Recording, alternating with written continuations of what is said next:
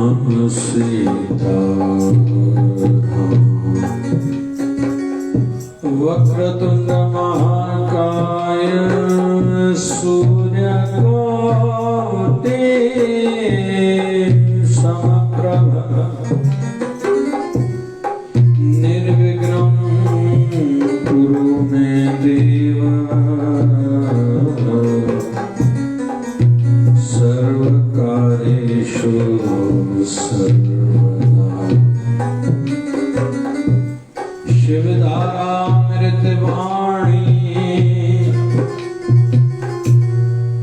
कर्म मेरा पूजा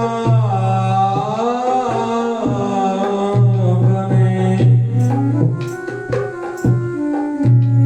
कर्म मेरा पूजा बने, आपकी याद रहे। संत दास ही मांगे आपस में बचता रहूं। कर्म मेरा पूजा बने, आपकी याद रहे। संत दास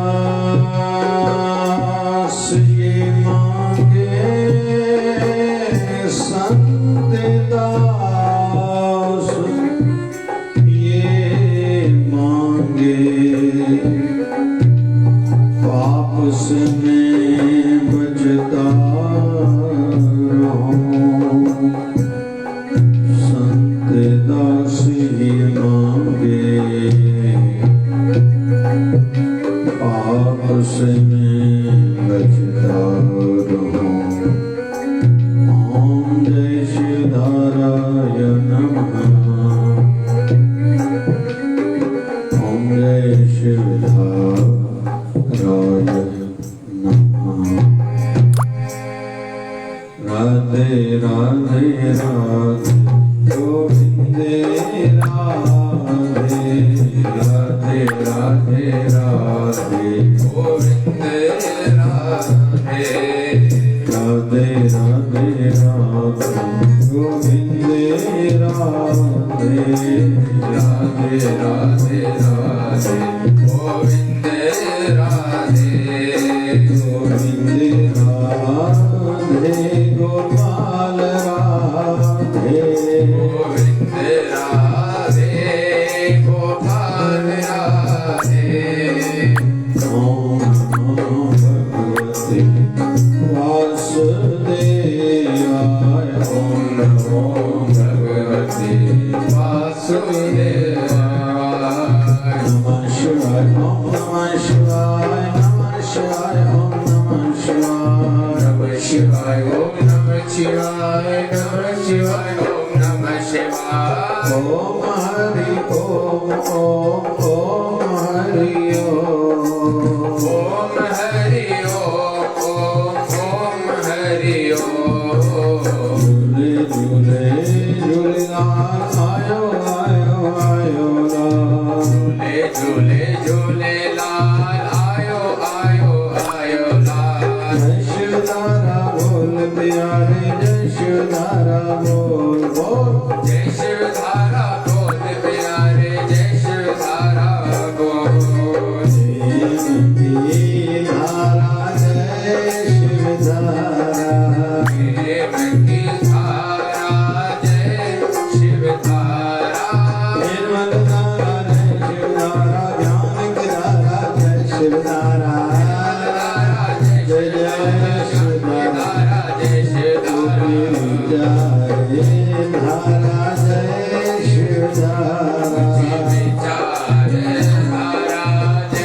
शिवधारा, प्यार से प्यारा जय शिवधारा, प्यार से प्यारा जय शिवधारा, शिव भजन की धारा जय शिवधारा, शिव भजन की धारा जय शिवधारा। राधे राधे राधे गोविंदे राधे, राधे राधे राधे गोविंदे राधे।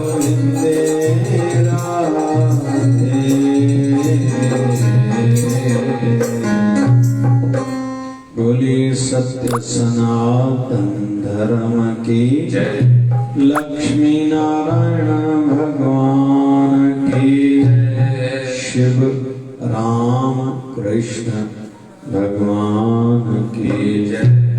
आयो लाल ताड़ी बजाए सभी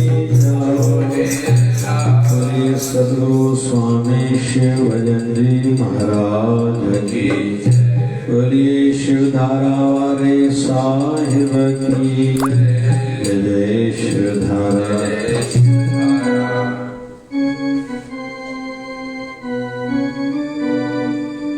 राम सालिम जे लाइन था से सुख शांति के पाइन था। राम सालिम जे लाइन था से सुख शांति के पाइन था। से सुख शांति के पाइन था। से सुख शांति के पाइन था। राम सालिम जी लाइन था से सुख शांति। से सुख शांति। राम जो नालो दुख तो मिटाए मन जातो मुंझारा मिटाए। राम जो नालो दुख तो मिटाए मन जातो मुंझारा मिटाए।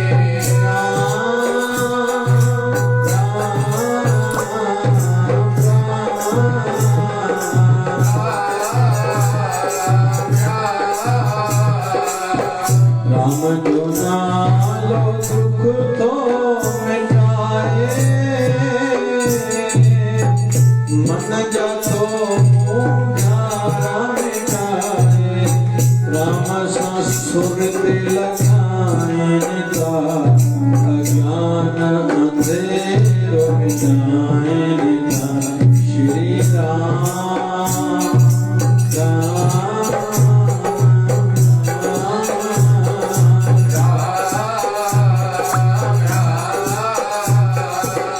राम सुरत लगाए का अज्ञान अंधेरो मिटाए का। राम सालिम जी लाइन था से सुख शांति। से सुख शांति। जय श्री राम। जय श्री राम। राम जी नाले सांभव भजतो वार विंदो ना कदहे दीनो। राम जी नाले सांभव भजतो वार विंदो ना कदहे दीनो। राम सा प्रीत बताएं दासे बिगड़ल बनाए का।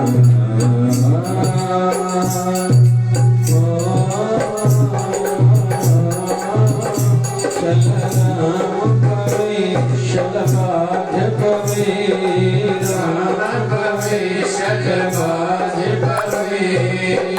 राम सा प्रीत बताए दासे बिगड़ल बाग बनाए का। राम सालिम जी लाइन था से सुख शांति। से सुख शांति। जय श्री राम।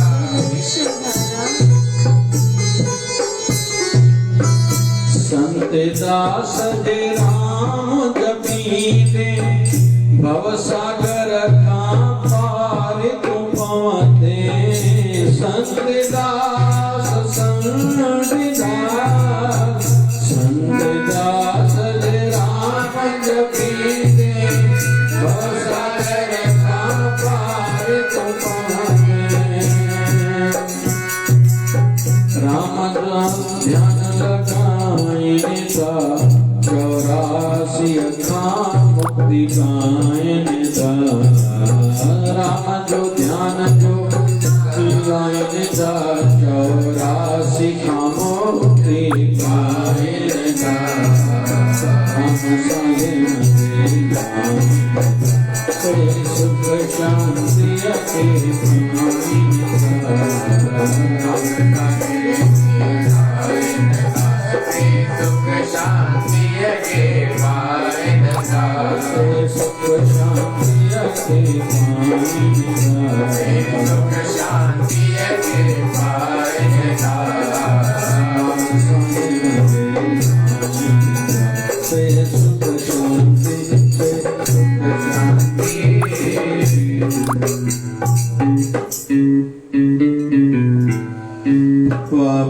महापुरुषन में और असां संसार में ये वॾो फर्क आहे।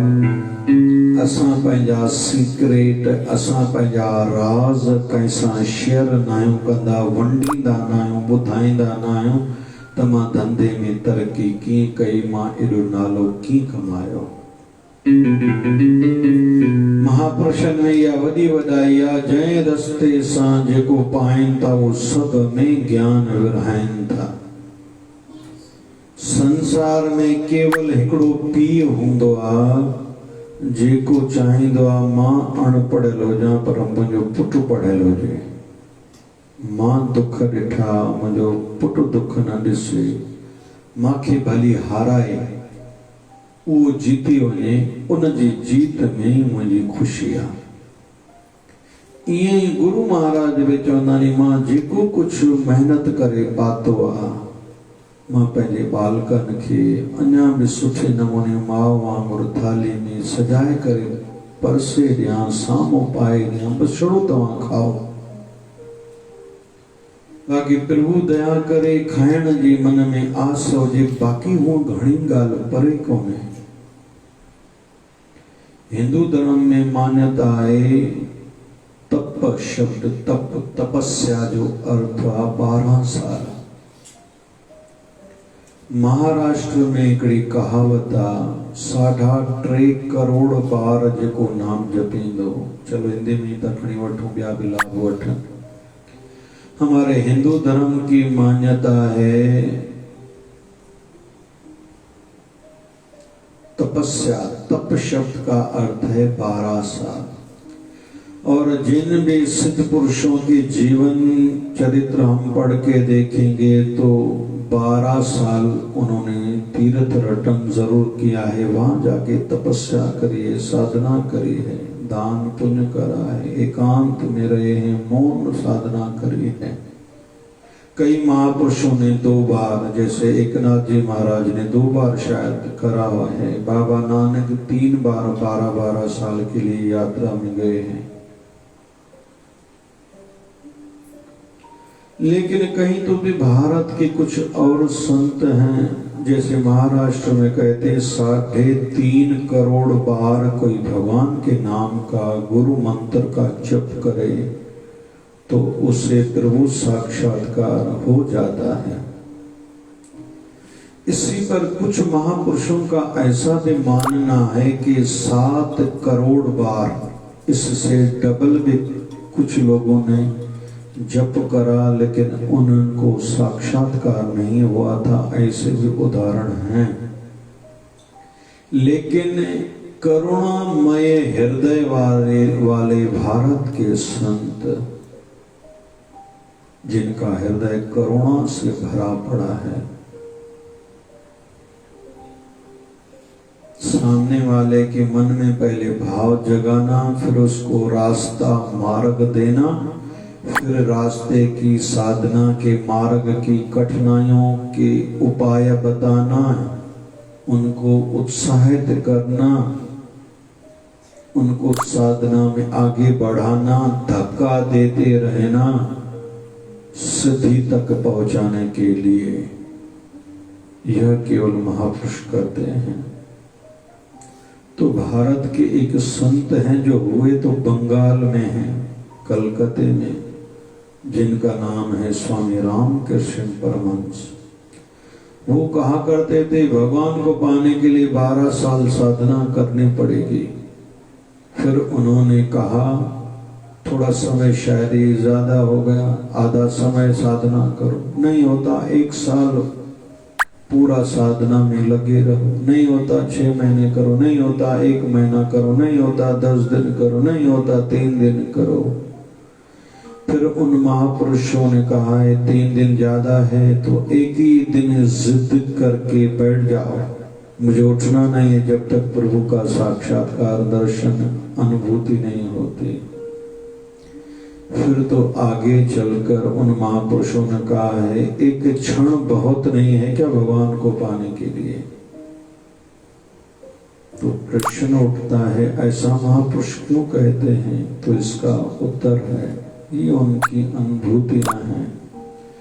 जैसे एक महापुरुष का ये कथन है कि जीवन में केवल 3 बार कोई कहे क्या महादेव, जप करो भाई, फिर दूसरी बार कहो महादेव, तीसरी बार कहो महादेव।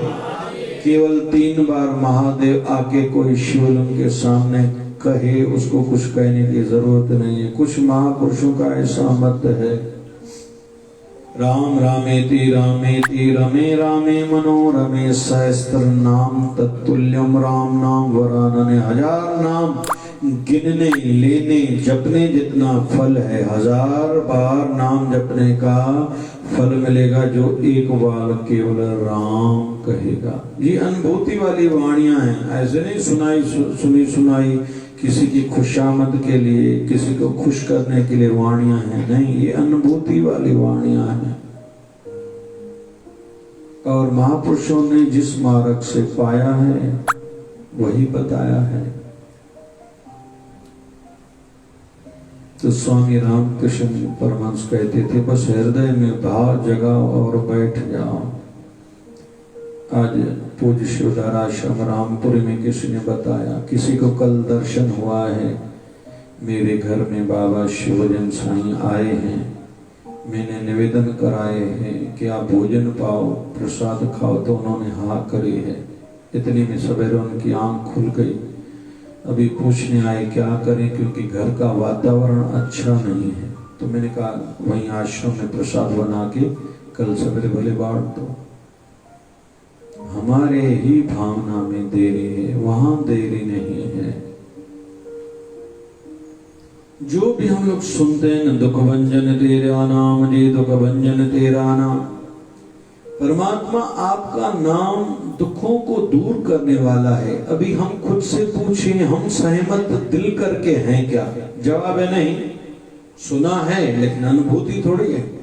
इसका मतलब क्या? हमारी उतनी अवस्था, उतनी लेवल नहीं है। नानक दुखिया सब संसार, सो सुखिया जिन नाम आधार। सुना है कहते हैं लेकिन सच में मन मानता है क्या? जवाब है नहीं। परमेश्वर ते भूलिया व्यापन सधे रोग। जो भगवान को भुलाएगा उसको हर प्रकार के रोग सताएंगे, तन के, मन के, धन के, समाज के, सभी प्रकार की तकलीफें आएंगी। हमारा मन मानता है नहीं, तो जिन्होंने कहा है वो गलत है, वो भी गलत नहीं है। फिर कहाँ अंतर आता है? फर्क कहाँ है? डिफरेंस कहाँ है? डिफरेंस है हमारी लेवल उतनी नहीं है। जैसे पहले दर्जे वाले, स्टैंडर्ड वाले को कोई 10th का लेसन पढ़ाए, वो कहेगा पता नहीं क्या कह रहे हो। तो ऐसा कोई कहे नहीं झूठ बोल रहे हो, तो झूठ तो है नहीं, लेकिन अंतर क्या है? उसके स्टैंडर्ड, उसकी लेवल, अवस्था, पहुंच का बस अंतर है, फर्क इतना है। तो आज हमने जो वाणी गाई, ये वाणी लिखी गई थी 24 जुलाई 2008। राम सालिम जे लाइन था से सुख शांति खे पाइन दा। अब ये किसको समझ में आएगा? जिनको रस भक्ति से आता है। हम लोग जितने बैठे क्यों खुजली होती है, क्यों घड़ी की ओर टाइम की ओर ध्यान जाता है, क्यों घुटना बदलते हैं हम लोग, आसन बदलते हैं, क्यों जवाई उबासी आती है, क्यों मन इधर उधर जाता है। पसंद का काम कोई भी हो, पसंद की पिक्चर कोई देख रहा हो, इधर उधर दिमाग जाएगा, उसकी आंखें जाएंगी नहीं।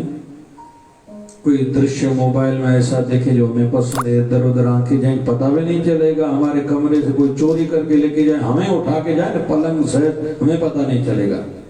क्यों? उसमें रुचि है, ध्यान है, कंसंट्रेशन है। लेकिन अभी इधर उधर ध्यान की रुचि नहीं है। तो पहली बात, जब तक भजन से, सिमरन से, भक्ति से रस नहीं आता, आनंद नहीं आता, तब तक तो खूब करें। उसके बाद धीरे धीरे वो रस ही खिंचाव पैदा करता है, एक अट्रैक्शन पैदा करता है। कई भगवान के ऐसे रसिक हुए हैं जो ज्यादा न पढ़े लिखे थे, न सुविधाएं फैसिलिटीज उनके पास थी, न बड़े किसी नगर में रहते थे, गांव में थे, सिंपल सा जीवन था। हमारे अमरावती के कुछ संतों का भी नाम लूंगा जहां रहते हैं। हमारे सीताराम जी बाबा हो, सिंपल संत महापुरुष थे, शरीर पर, पूरे शरीर पर कपड़े तक नहीं थे, आज तक गौ सेवा चल रही है और दूसरे कार्य भंडारे आदि चलते हैं। हमारे अमरावती के दूसरे महापुरुष हैं गुणवंत बाबा, झाड़ू था हाथ में केवल। आज क्या संतों ने झाड़ू का मान बढ़ाया है। झाड़ू को हाथ लगाने के बाद बहुत लोग हाथ धोते और हम सबको धोने चाहिए, लेकिन संत ने झाड़ू का मान इतना बढ़ाया है कि लोग संतों की प्रतिमा को, मूर्ति को प्रणाम करते, हाथ लगाते तो साथ में झाड़ू को भी हाथ लगाते हैं और हाथ लगाने के बाद उनको अच्छा लगता है। तीसरे हमारे अमरावती के महापुरुष हैं गाड़गे बाबा। गांव में रहते थे, झाड़ू लगाते थे, जो रास्ता गांव से नगर की ओर आता था लोगों को उत्साहित करते थे, बच्चों को पढ़ाओ, झकझोर देते थे जो अनपढ़ हैं कि तुम लोगों ने नहीं पढ़ा इसलिए धक्के खा रहे हो, बच्चों को पढ़ाओ, छोटे छोटे काम करें। अपने परिवार वालों को भी कहा था तुम लोग भी मेरे साथ इस कार्य में लगे ही रहो। मैंने इस पर कथा कही है और YouTube में वो कथा मेरी है, संत कथा करके, जिसमें अमरावती के संतों के संदर्भ में मैंने कुछ कहा था। परिवार वाले शायद उतना रुचि, इतना इंटरेस्ट न दिखा पाए। संत लगा रहा, आज भारत के संतों में उनका नाम है, लगभग पूरे महाराष्ट्र में संत गाड़गे बाबा के नाम से धर्मशालाएं आदि आदि बहुत हैं। यहाँ से लेंगे, शुरू करेंगे अमरावती से, तो कोल्हापुर महालक्ष्मी माता का मंदिर उनके बाहर में दिखेगा, मुंबई में दिखेगा। हम लोग त्रिमकेश्वर नासिक चलते हैं तो वहां भी संतों के नाम से धर्मशाला है, आदि आदि आदि। तो इन महापुरुषों के जीवन में हम लोग अगर अंदर उतरेंगे, जीवन चरित्र को पढ़ेंगे, समझेंगे, डूबेंगे। जैसे हमारे वहां अमरावती के एक दूसरे संत हैं जिनके नाम से हार्ट हॉस्पिटल है, संत अच्युत महाराज। कोई नाम जपने देता नहीं था, वृक्ष पर चढ़ जाते थे, वहां नाम जपते थे और पुस्तक पढ़ते थे और लिखते थे। तो ज्यादा इनके पास कोई फैसिलिटीज थी, कोई व्यवस्थाएं थी नहीं, लेकिन इन्होंने जिस चीज का पता चला उसको पकड़ा, उसको कभी छोड़ा नहीं। बस हाथ की क्रिया से नहीं सिद्ध होती है, कुछ कुछ चीज समझनी होती है। इसलिए ही हमारे भारत में कथा का वातावरण है। कथा जहां कथन होता हो, केवल कथा रटी हुई बताई जाए, उसका प्रभाव नहीं पड़ेगा। वो विद्वान है जिसको श्लोक याद है, संस्कृत याद है, रामचरितमानस के दोहे याद हैं, चौपाई याद है, अभंग याद है, वेद की ऋचाएं याद हैं, गुरबाणी याद है, तो ब्रह्म केवल पंडित हुए, लेकिन उनसे ज्यादा कोई कल्याण संसार का होने वाला नहीं है। एक नजर जे आशिक वेखीन लखान उतारिन, कोई रस भरा सिद्ध पुरुष एक नजर से लाख व्यक्तियों को कम से कम भव सागर से, संसार से तार सकता, मोक्ष दे सकता है। एक नजर जे आशिक वेखीन लखान उतारन, लख नजर जे लख एक नो वेखीन, एक भी को भी न तारीन।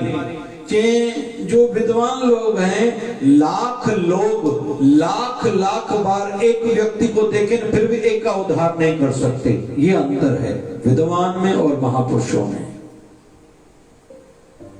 भारत में दूसरा शब्द आता है प्रवचन। प्रवचन क्यों? परिवर्तन लाने के लिए, जिसमें मन सोचने पर मजबूर हो जाए उसका नाम है प्रवचन। अमल करने की इच्छा हो। और जैसे टीबी है, किसी को कैसे पता चले? उसके लिए एक तो रात को बुखार आएगा, और बुखार ज्यादा नहीं आएगा, थोड़ा आएगा। दूसरा, हाथ में पसीना आएगा। लेकिन तीसरा जो मुख्य बिंदु रहता है, शरीर का वजन कम होता जाता है। लेकिन कोई कहे मेरा वजन कम है तो नहीं मानते हम लोग। दूसरों ने कहा है कि तुम्हारा वजन कम होता जा रहा है, बोले हाँ, तो या तो उसको शुगर हुई है, डायबिटीज, मधुमेह की बीमारी, या तो उसको टीबी हुई है। वैसे ही हमने प्रवचन सुना, दूसरों ने कहा है क्या तू पहले से बदल गया है, अच्छा हो गया है? अगर हाँ, मतलब हमारा सत्संग अभी धीरे धीरे हमें फल दे रहा है।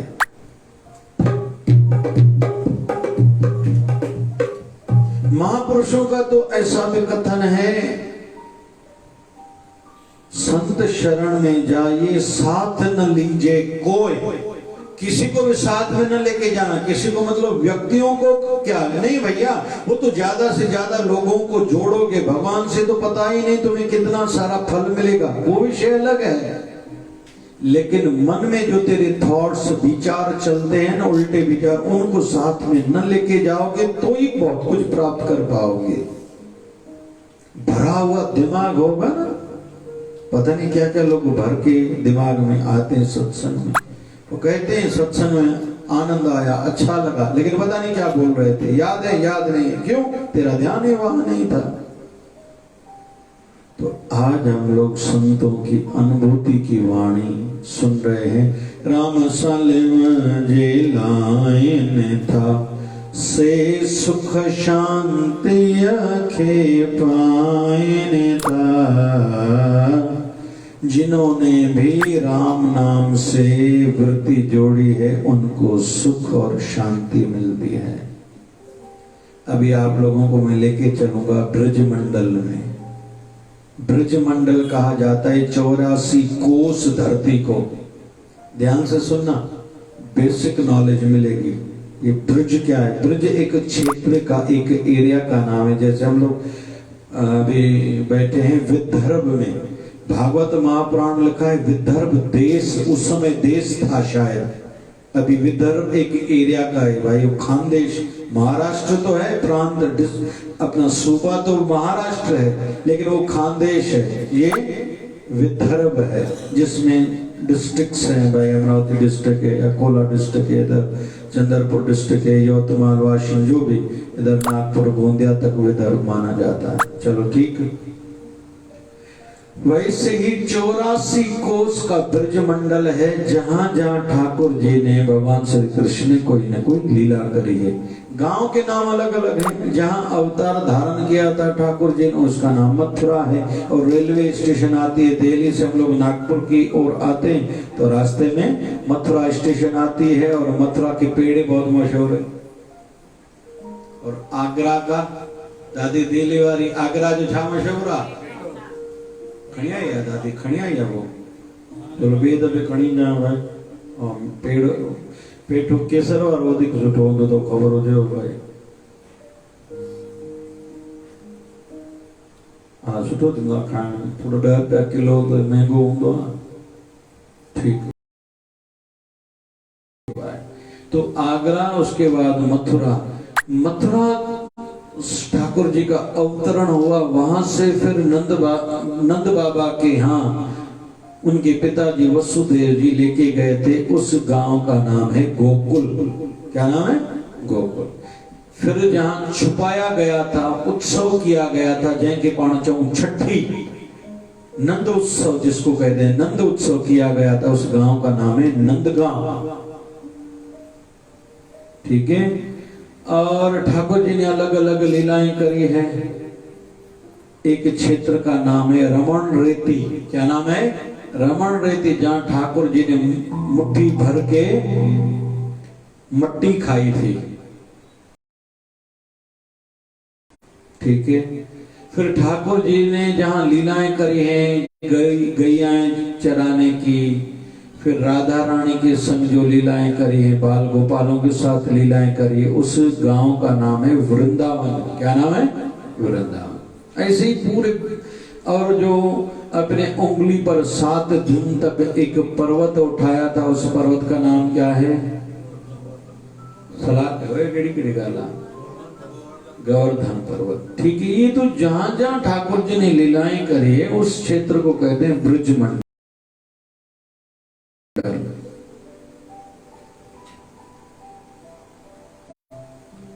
और एक बार तो जीवन में कहते हैं वहां के ब्रज की रज का स्पर्श कराएं वहां कुछ दिन जीवन में हर किसी को रहना चाहिए तो वहां का मुख्य मंदिर माना जाता है बांके बिहारी का मंदिर वैसे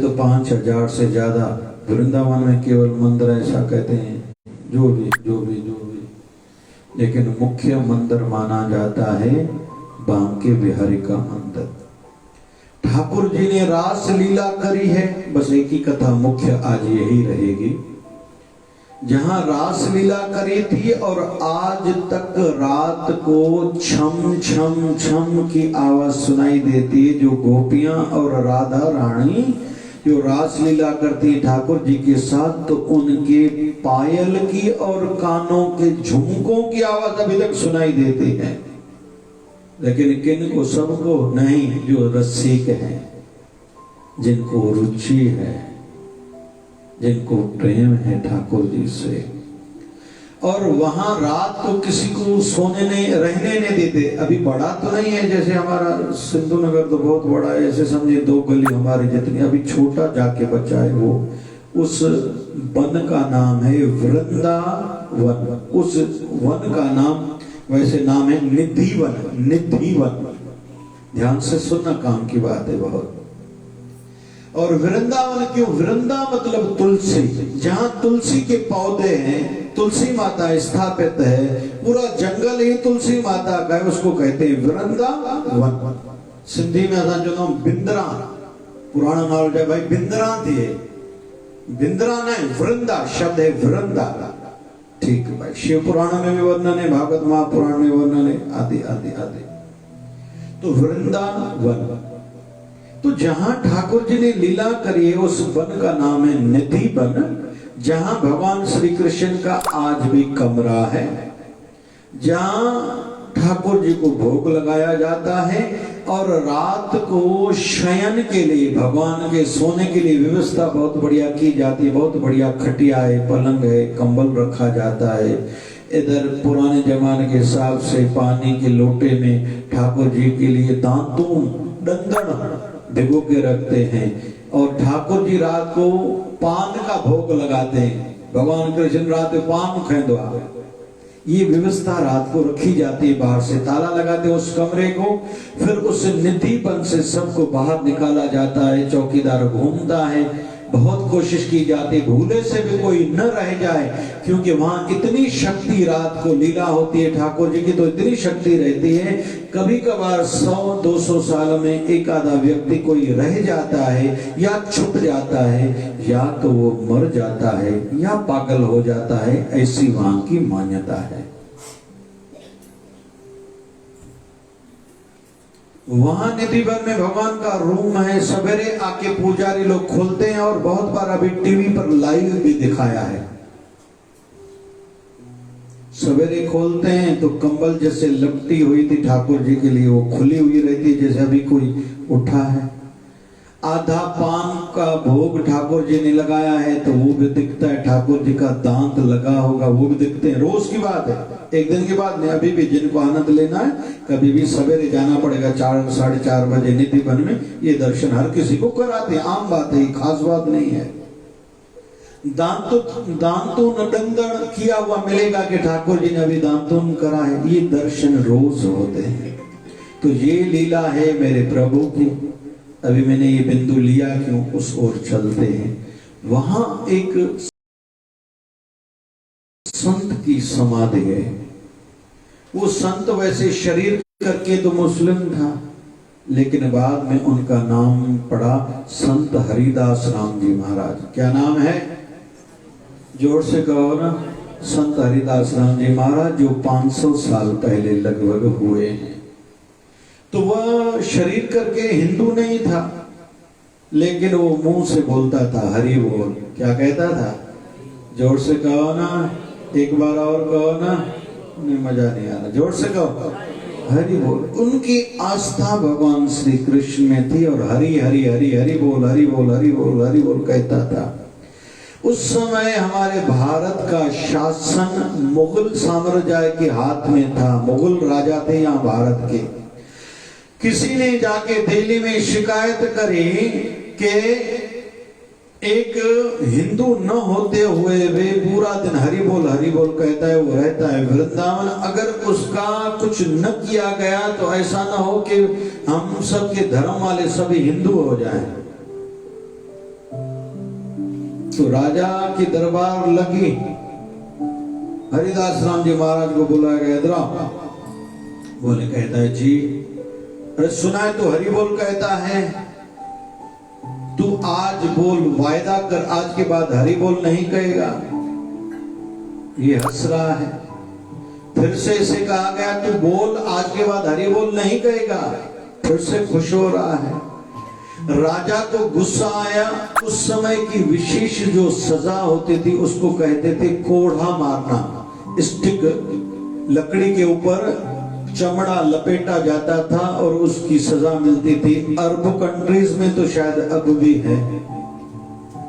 और दंड फिक्स होता था, ऐसी कोई गलती करे तो 5 कोड़े लगाए जाएं, ऐसा हो तो 10, 20, 50, 100, 400, 500 ऐसे कोड़े की सजा अभी तक भी कुछ देशों में है। तो इसके लिए कहा गया इसको कोढ़ा मारो। जो जिसने कोड़ा पीछे पीठ पर दे मारा, हाथ पकड़े हुए ऐसे बांध कर पीछे से दे मारा, कहो आज के बाद हरि बोल नहीं कहोगे। ये हंस रहा है। फिर से इसको मार पीटा गया दूसरी बार, जैसे पीठ पर मार पड़ी, बोलो आज के बाद हरि बोल नहीं कहोगे। ये हंस रहा है। तीसरी बार, चौथी बार, ऐसे 100 से ज्यादा कोड़े लगे। अब इस शरीर को तो पीड़ा हो रही है, लेकिन ये खुश है। इनसे किसी ने पूछा आपको तकलीफ नहीं होती? बोले नहीं होती। बोले क्यों तकलीफ नहीं होती? बोले आप जो कह रहे हो ना हरि बोल, उससे मुझे इतना रस आ रहा है, इतना आनंद आ रहा है, मुझे पता ही नहीं चल रहा आप लोग मुझे पीट रहे हो। तो मारने वाले ने कहा हम तो तुम्हें मार रहे पीट रहे हैं, और लेकिन हम लोग कहाँ कह रहे हैं हरि बोल कहाँ कह? बोले कह रहे हो ना हरि बोल नहीं बोलो। तो हरि बोल तो कह रहे हो, आप भले हरि बोल कहते रहो, भले मुझे पीटते रहो, मुझे कोई फर्क नहीं पड़ता। ऐसा भी कहते हैं कि बहुत बार उनको मारा गया, लेकिन कहो तुम हरि बोल नहीं कहोगे, ये खुश है, बस आप कहते रहो हरि बोल। बोले हम लोग कहाँ कह रहे हैं भैया, तुम कह रहे हो ना हरि बोल नहीं कहो, तुम बोलो या नहीं बोलो, इससे मुझे फर्क नहीं पड़ता, लेकिन कहो हरि बोल। इससे मुझे इतना आनंद आ रहा है, इतना रस आ रहा है कि मुझे पता ही नहीं चल रहा मेरे शरीर को कोई तकलीफ दे रहा है। तकलीफ होती होगी मेरे शरीर को, लेकिन मेरी अंतर आत्मा को बहुत आनंद आ रहा है, क्योंकि जब जब आप हरि बोल बोलते हो बहुत अच्छा लगता है। फिर तो कहते हैं उनको बांध करके यमुना महारानी में प्रवाह किया गया, आधे आधे आधे वहां भी तैरने लगे थे। उस महापुरुष की समाधि बड़ी बात है, भगवान कृष्ण के कमरे के साथ में। आज भी जब भी कोई जाता है निधि बन वृंदावन जाए तो मुख्य मंदिर माना जाता है, बांके बिहारी के मंदिर जरूर जाना चाहिए, वही मुख्य मंदिर माना जाता है। और वन की जहाँ बात आती तो निधि वन मुख्य माना जाता है, जहाँ भगवान श्री कृष्ण रास लीला करते हैं। आज तक रात को ऊपर से कभी पंखी भी नहीं उड़ सकता। आज भी इतनी ऊर्जा, इतनी रोशनी, प्रकाश, शक्तियां लोगों को अनुभूति होती हैं, लेकिन वहां एक संत की समाधि है जिसका नाम है संत हरिदास राम जी महाराज। उनकी विशेषता क्या है कि उनको भगवत नाम से रस भी आता था, आनंद भी आता था।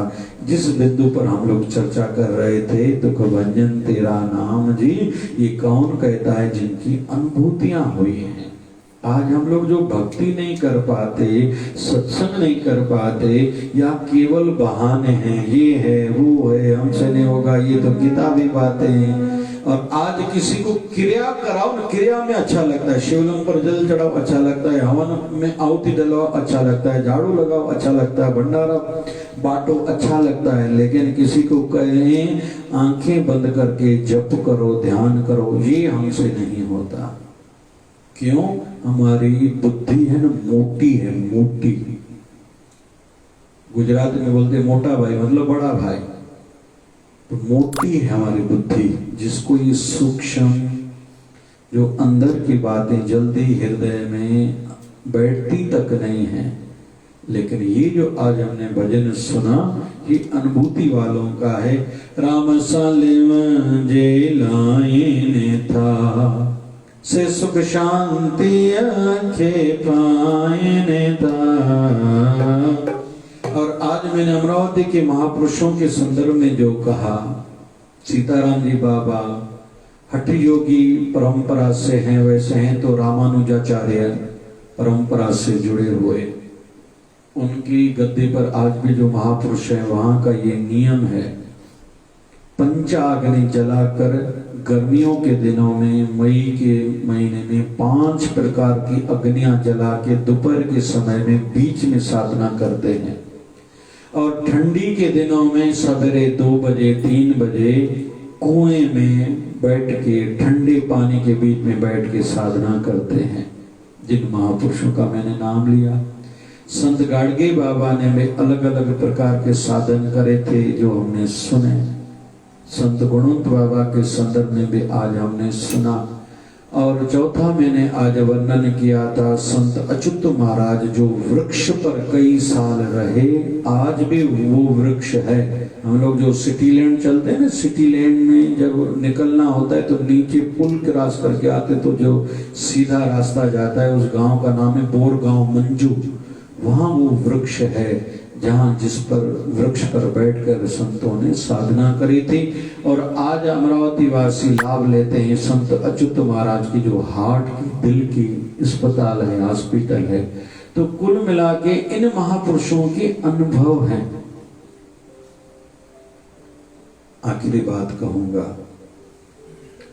हम लोग जब छोटे थे ना तो बाबा शिवभजन साईं सिखाते थे, साधना क्यों नहीं ज्यादा करते हो, क्या है तेरे मन में? तो खुद के अनुभव बताते थे कि हमने साधना कैसे करी। वहां शिकारपुर आश्रम में एक कमरा है, जिसको कमरे को कहा जाता है झूले वाला कमरा, झूले वालो कमरो, पींघे वालो कमरो। जिस कमरे में बाबा रूपभजन साईं ने साधना करी थी, उसी कमरे में बाबा शिवभजन साईं ने भी आधे से ज्यादा साधना उसी कमरे में करी। फिर हमें सिखाते थे, समझाते थे कि जैसे 60s के दशक में, 60 के जमाने में, 1960, उससे 1-2 साल पहले, 1-2 साल बाद तक बहुत लोग आश्रम में नहीं आते थे। तो सवेरे 2-4 लोग दर्शन के लिए आए, तो जो जा रहा होता था उसको कहते थे बाहर से कमरे को ताला लगाओ, तुम लोग जाओ। फिर चले जाते थे। फिर हम साधना में बैठते थे। फिर बाबा शिवजन साईं शुरू से ही आयुर्वेदिक दवाइयों के जानकार थे, यूनानी दवाइयों के, होम्योपैथिक दवाइयों के जानकार थे, तो उपचार बताते थे। तो बाबा शिवजन साईं कहते थे कोई नगर से, शहर से निकला था आश्रम, क्योंकि जंगल में था, आश्रम के लिए निकला है कोई, किसी को कोई दुख है, तकलीफ है, तो बाबा शिवजन साईं कहते थे हम साधना में बैठे रहते थे, तो जहां ये तिलक लगाते हैं वहां उसकी मूर्ति आ जाती थी कि ये व्यक्ति बेचारा आया है, इसको कोई तकलीफ है। जैसे अभी जो लोग लेट आए हो, मैं दूसरी बात वही बात कह रहा हूँ, रिपीट करता हूँ। आज रामपुरी की एक अम्मा ने मुझे बताया कि कल रात को बाबा शिवजन साईं मेरे दर्शन में आए। बाबा को मैंने निवेदन करा कुछ प्रसाद पाइए, तो बाबा ने कहा हाँ तुम्हारे घर आज का भोजन खाएंगे। इतने में आंख खुल गई और कहने लगी कि अभी मेरे घर में व्यवस्था नहीं है, लोग ऐसे नहीं हो, आस्तिक स्वभाव के नहीं कि मैं भंडारा तैयार कराऊं। तो उस अम्मा को मैंने कहा फिर कल भले जो संगत के लिए भंडारा बनता है, रोज का प्रसाद बनता है, ब्रेड छोला, भले आप कल करना। तो कल वो माता की ओर से होगा।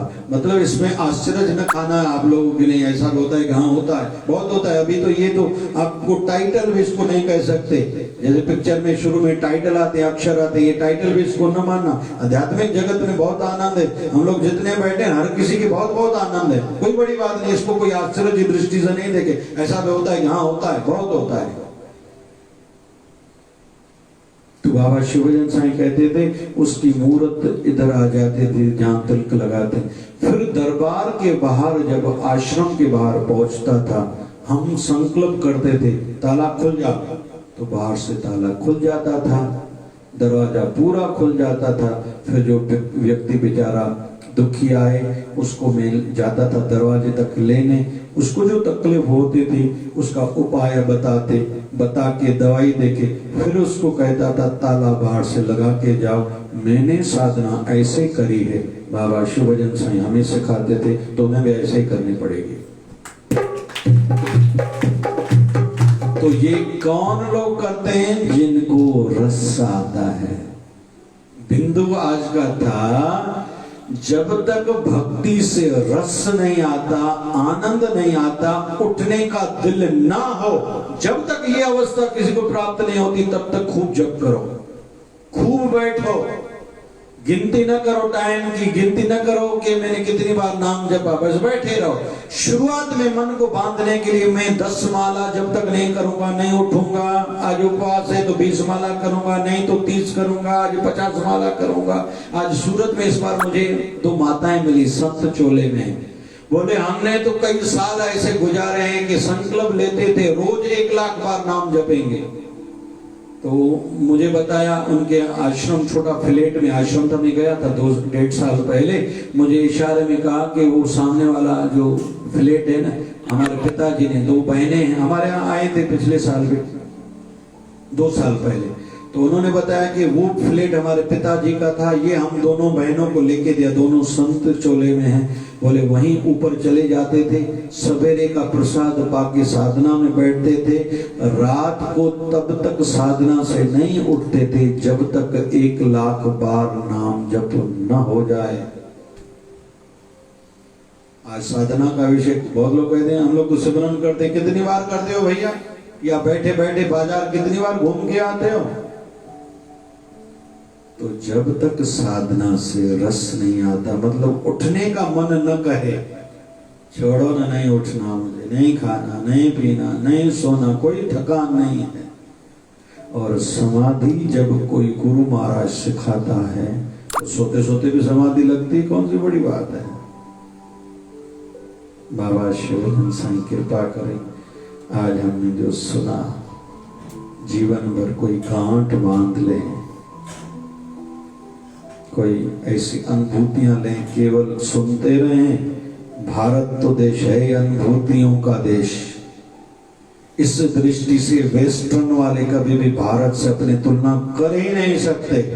विवेकानंद स्वामी को जब एक स्त्री ने कहा था आप मुझसे विवाह करो, बोले क्यों? बोले मुझे भी विवेकानंद बेटा होना चाहिए। बोले हो ही नहीं सकता, विवेकानंद जब भी जन्मेगा भारत की पवित्र भूमि पर ही जन्मेगा। कई तर्क इस पर दिया जा सकता है, कई प्रकार के, भले टेक्नोलॉजी उनकी आगे होगी, लेकिन आज भी चलो अंतिम बात ध्यान से सुनना, हमारे भारत में कई पवित्र पर्वत हैं।